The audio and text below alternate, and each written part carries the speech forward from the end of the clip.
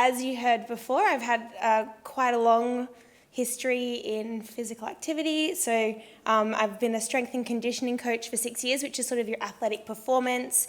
I've done swim coaching, and I'm also an exercise physiologist, which is the allied health that uses exercise as medicine. So there's a couple of pictures of me out and about doing some exercise with some people.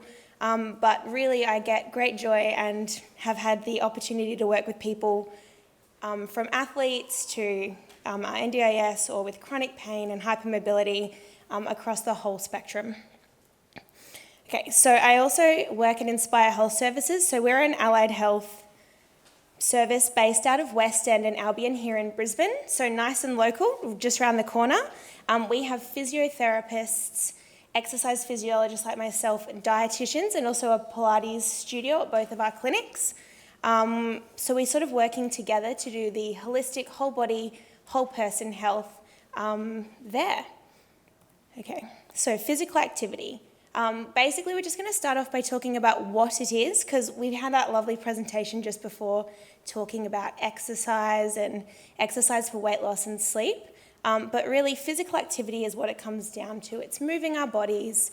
It's been shown to be good for our health.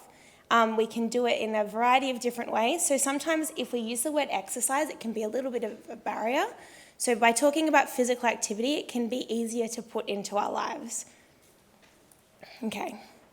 So because this is the Sleep Expo, just checking I didn't miss one. Yeah. So this is the Sleep Expo. I just had a bit of extra research into the physical activity benefits for sleep. So we can have immediate benefits like the same day that we do physical activity.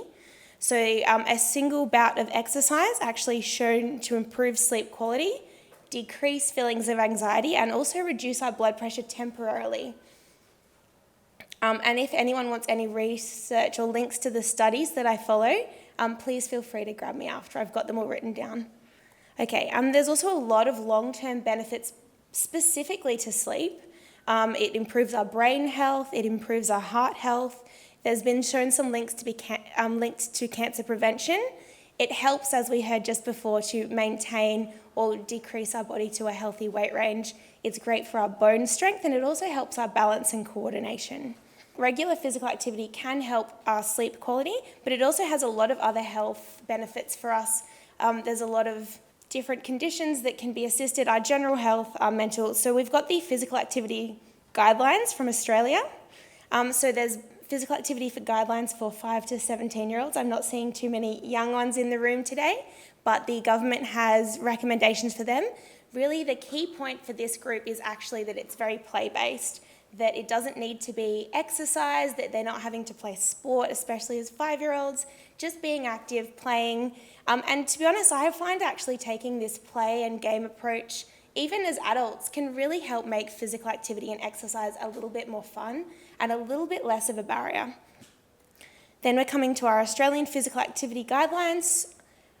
These are just taken from the Australian website, but basically it's 150 minutes of physical activity a week. And I'm going to keep referring to that 150 minutes kind of range because it makes it a little bit easier. Instead of having to go for 30 minutes a day or do an hour-long run, sometimes if we measure it in minutes, we can get more creative with how we actually move our bodies, and then it can make it a little bit easier.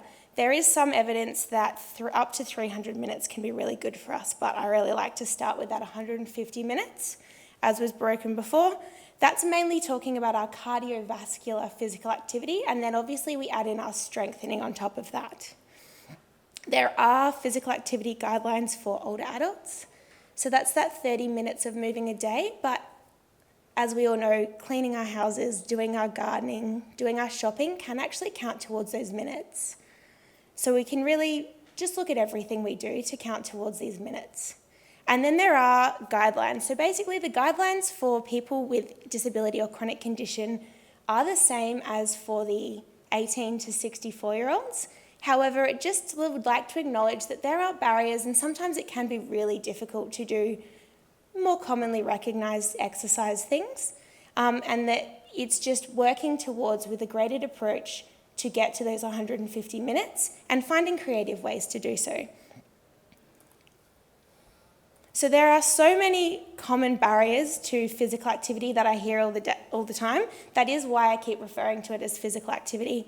When it's sort of exercise-based, it can get a little bit more challenging. I hear a lot of people that have, obviously, the injury, pain, lack of knowledge on how to do it, or not knowing how to apply it to their lives, lack of motivation, lack of community support, which is a really common one, not enough time, not enough energy, can't afford gym membership, don't have a gym near them, don't have a pool near them, things like that. So, yes. Does anyone in this room have any other things that were listed there, or can any of you relate to some of these barriers to physical activity? Yeah, perfect. Oh, okay, so there are so many different types of physical activity, from social sport through resistance training, so that's our strength. That can be the body weight, sit to stands, wall push-ups, dumbbells, joining a gym, things we talked about before, Pilates. There's stretching, walking, rock climbing, dancing in your living room, dancing with your friends, competitive sport, calisthenics. There really is no limit to ways we can get creatively to moving our bodies. Okay, so basically, we know the benefits of physical activity. We've briefly gone through how much we should be doing. There are untold different ways we can be active, but there are a lot of barriers in our current lifestyles within ourselves that can make it difficult to do those. So some of the first hacks that I use when people come to me, or I see people that struggle to meet their exercise requirements, get the health benefits from them, are the ones listed. So the physical activity guidelines, 150 minutes a week. However, this can be broken throughout the week into 10-minute chunks. So you don't have to go for that 30-minute walk. You don't have to go for that 60-minute walk. Just, walking around the block for 10 minutes will count. Putting on your favorite song and dancing around your living room. We can include things like cleaning and gardening for 10 minutes. So sometimes breaking it into those 10-minute increments throughout the day and throughout the week can really make it easier to fit in. It's much easier to be like, I'm just going to do this for 10 minutes, than be like, oh, I'm going to have to set aside this hour of my life to do that. So we can incorporate physical activity to other tasks. So instead of, getting the air blower out and blowing the leaves up the backyard, we can get a broom or get a rake, and then actually that can count towards your physical activity minutes as well. It's also just things like including it into your daily routines. If you catch public transport, going one extra stop. If you're going to the grocery store, parking a little bit further away, so you've got that 5-minute walk to the front of the shops, walking around the shops, walking back. Another really great one is actually to take up hobbies that incorporate physical activity. So maybe you don't like exercising, gyms horrify you, but take that salsa class. So learning to do something fun and exciting, or hiking, getting out into nature with a group of like-minded people. There's a number of rock climbing gyms up there at the moment. I've had a lot of people really enjoy doing something completely different. And there are also a lot of groups out of our councils and in our communities that can really help this. Many gyms also have programs that include social interaction. So where I work, we have a program called Community Plus, and we deliberately try and foster that social connection and social networking. So not only have you've done a great thing leaving your house, coming to the gym, but then it's the same people. You do some of it together, you do some of it apart. Everyone goes out for coffee afterwards. So then you can have that community connection. You can meet your neighbours. You can meet people in your local community. And across Brisbane and across Australia, there are so many programs that do the same thing. It's called something a little bit different everywhere, but that includes there. And then also our councils, specifically Brisbane City Council, but I know across the board there are free walking groups, free Pilates groups. There's small walking at a lot of our Westfields where if, uneven surfaces or our rain or our humidity get in the way, you meet with other like-minded people and you just walk around empty shopping centres because it's air-conditioned, there's lots of nice seats, you can have a chat while you're doing so.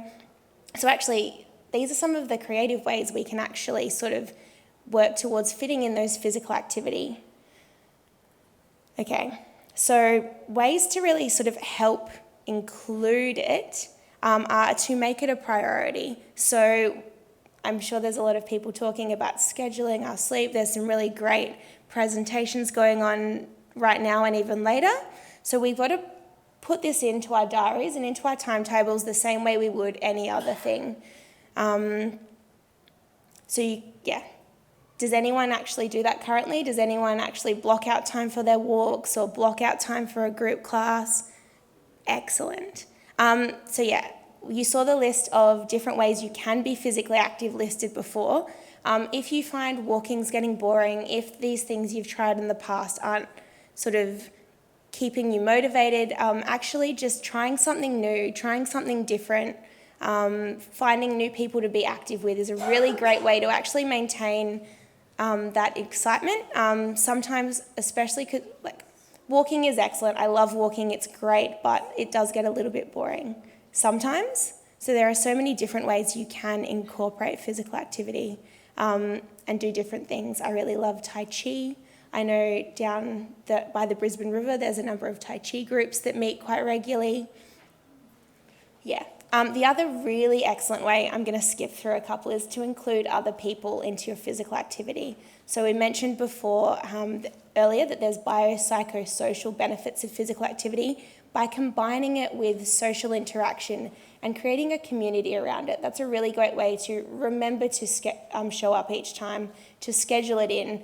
Then you're not really thinking about, I'm going to exercise. It's I'm going to meet up with my friends. So it's a really great way to cover both of them. The other really important point, and I'm going to talk about it more a little bit later, is to actually start slow and build it up. So we've talked about 150 minutes. The last presentation was talking about 150 to 250. That's a pretty big, scary number. So there's no reason to start with 10 minutes a day, 3 times a week, and then build on that and go up from there. The other one is there's a lot of information if you've got chronic conditions, if you are on medication, if you've got injuries, if things hurt when you exercise, if you find you lack the motivation, there's no reason that you can't seek professional assistance to help you with specific tailored plans for you, to help increase your knowledge of physical activity, to find creative ways for you to incorporate it in your life. Hopefully when we get to question times, there'll be some fun conundrums that we can work through of how to incorporate physical activity for you. Okay, so I'm an accredited exercise physiologist. I thought I'd just take a moment to explain what that is because we're pretty new. We've only been around since 2005 and not a lot of people actually know who we are and what we do. So we're university qualified professionals that we actually use exercise as medicine. So it means that we basically help you incorporate physical activity, which is why we've talked about it so much, into our lives, but use it in the management of health. So we can use it to rehabilitate musculoskeletal injuries, which is what I work with most day to day. We can also use it to help manage or mitigate cardiovascular and metabolic risk. We saw before that some certain timing of exercise can actually improve or affect your sleep quality and duration in conjunction with other things. And we're quite easy to access. So you can access exercise physiology services just privately. So we're all over the place. You can look at the ESSA website, which is our registering organisation, and there's actually a find an exercise physiologist function in there, so you can find one nice and close to your house. We are able to be accessed by the Enhanced Primary Care Plan through your GP, and Medicare actually can cover some of the visits. We are actually recognised in the NDIS as a capacity building support, so you can access us there. And then also we're quite often involved in hospital rehab programs, especially cardiovascular rehab and things like that. Okay, so we've talked about why physical activity is important. We've talked about all of the different ways we can be physically active and how we can sort of get started. One of the things that I find a lot working with chronic pain and chronic fatigue conditions is that actually figuring out how to adjust your exercise based on how you feel on the day, based on other conditions, can be quite difficult. So I'm going to just go through a bit of a term on how I like to work with clients that helps you grade your exercise. So you've scheduled exercise in or physical activity in 3 times a week. So what I like to use is the traffic light system. Now, I do apologise for anyone that is triggered by me turning the traffic light upside down. I do, like to acknowledge that is upside down on purpose. So basically, you've scheduled the exercise in, and then we have sort of a 4-tiered program. So basically, our green program, whatever it is, maybe it's walking, maybe it's strength in the gym with certain weights and certain reps, is our gold standard or our best case scenario kind of physical activity. So we've got our program for that. But then maybe we've got to put some of our energy towards other activities. Maybe we've got to put some of our energy towards something. Maybe we're just having a bad day. We slept poorly, our medications, our pain's flared up, something's going on. So we're feeling okay, not completely wrecked. So then we're going to actually have a modified program. Maybe it's a little bit less weight, maybe it's a little bit less reps, maybe it's slightly different activities for sort of those amber, feeling okay kind of days. And then we've got days where we feel very bad, but we still have scheduled in physical activity. We're not completely incapable of doing it, and we want to really try and stick to that scheduled time as much as possible. So on these days, we've got something as low impact as we can. It could be stretching, it could be breathing exercises, depending on the person. It could be going for a walk instead of going for a hydrotherapy session. But we're trying to keep that routine of physical activity, but still listen to our bodies and save or use our energy most appropriately to get a positive result. And then there are obviously some days where we just need to not. So that's what the stop sign is for. I suppose we've also briefly talked about the 150 minutes a lot. There are so many different ways that we can measure or monitor that. So obviously we've scheduled it in. I find a lot of people have daily planners where they measure their minutes throughout the week. That can help get it in. I don't have any pictures of them up on the slideshow at the moment because they're all very individualised. Some of them I found this beautiful little self-care checklist that they do each day, and it has little love hearts and it's very cute. You've got to pick your clients. Some people, they have Excel spreadsheets. Some people track it in their phone. Monitoring it and actually seeing your success and actually acknowledging your progress is a really important way. I suppose we've talked about traffic light system, but really I think the best, because as I spoke about, I work with creative solutions. Until I have a little bit more information about how people have questions, it's a bit hard to give sort of these generic answers. So does anyone have any questions or barriers they've had or any questions around physical activity that they'd like me to answer? Because we have questions. Hi. Hi. So I have a couple of different health issues. Yeah. And I have seen sports physiologists. Mm-hmm. And I've seen like physios and multiple people. My issue is that if I lie down on the floor, I will fall asleep. Yeah. And I walk, I have dogs, so technically, I suppose if I walk my dogs 20 minutes at 7 days, I'm pretty much meeting the 150. How do you reconcile having, like, that is the limit? Like, you get to 300, I walk them twice a day. So it's I can't walk, I can walk, I can't run, I can't twist, I can't float. Yeah. So it gets down to like the nitty gritty of all those things. And you have the traffic light up there. If I vacuum, then I'm out for 3 days. So how low do you go with your exercise to get able to actually increase back up, if that makes sense? Yes. Well, I suppose I did briefly go over it before, but one of the key points was in the 150 minutes was it's moderate to vigorous activity. So if we're going on heart rate, that's usually like your 120 to 140 for a younger adult, or it's that I can speak but not sing kind of level of intensity.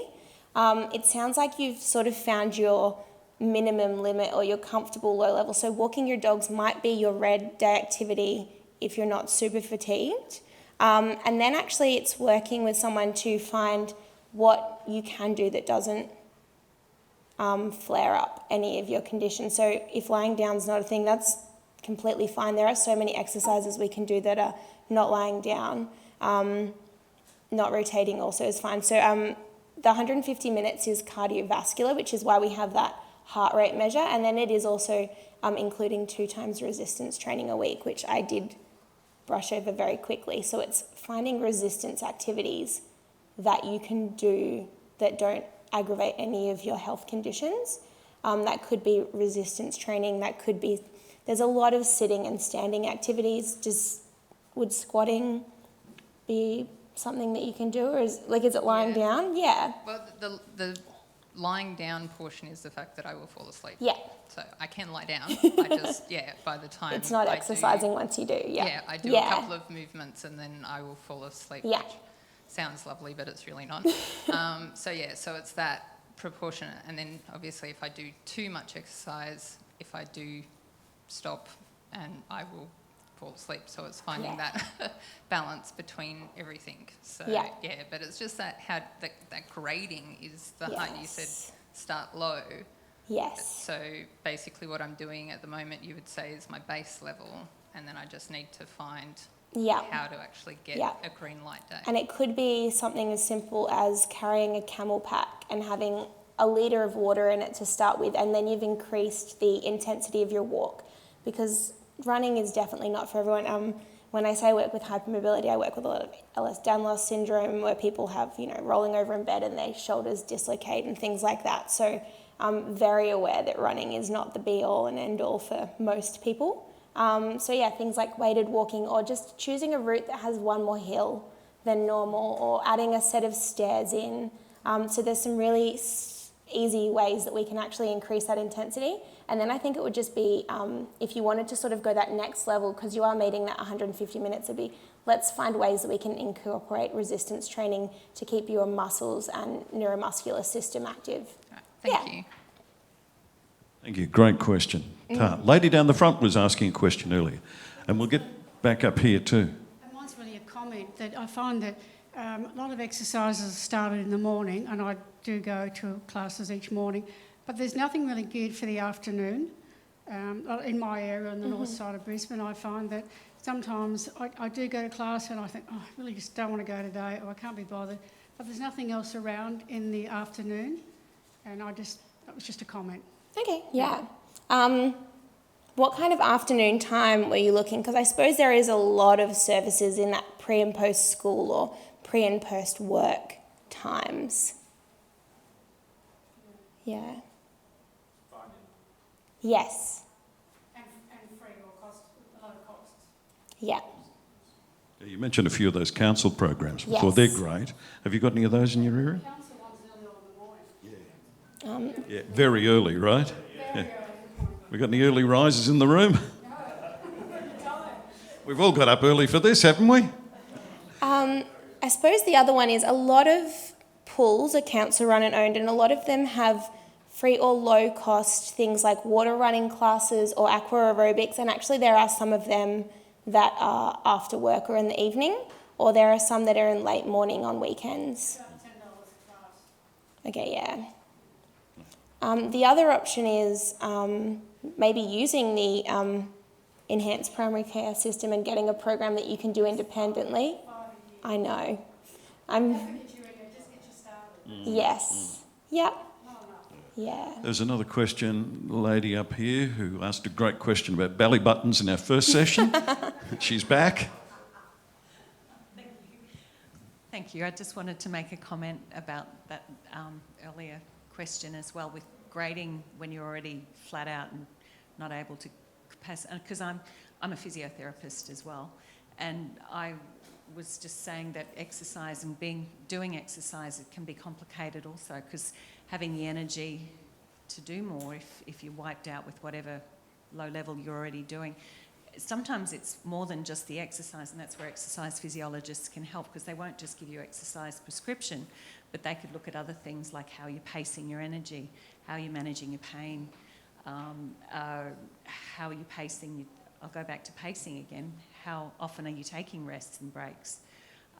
Because if you can find some, what food are you eating or not eating? What's your headspace at? How's your sleep at night as well? Because there's a lot of other factors that contribute to your energy in the day. And having health professionals like this, perhaps not just looking at your exercise, but sometimes just going sideways and looking at some of those other factors can get you a little more stable, so that you can then gradually progress where you're at. And you can't always do 150 to start with, or 250, but if you're stable and then you get to a level where you're a little more stable, then very slow progressions and not changing your level too quickly can be helpful. And sorry, that's just my comment. Thank you. Yeah. Yes, that's Thank why you. I really like to emphasise that 10 minutes. Even if we just start with 10 minutes once a week of stretching, it's still increasing your physical activity and starting to incorporate it that way. Are there other people in the room here who've got any back pain issues that may be impeding your physical activity? There are a few of you. What do you do in that situation?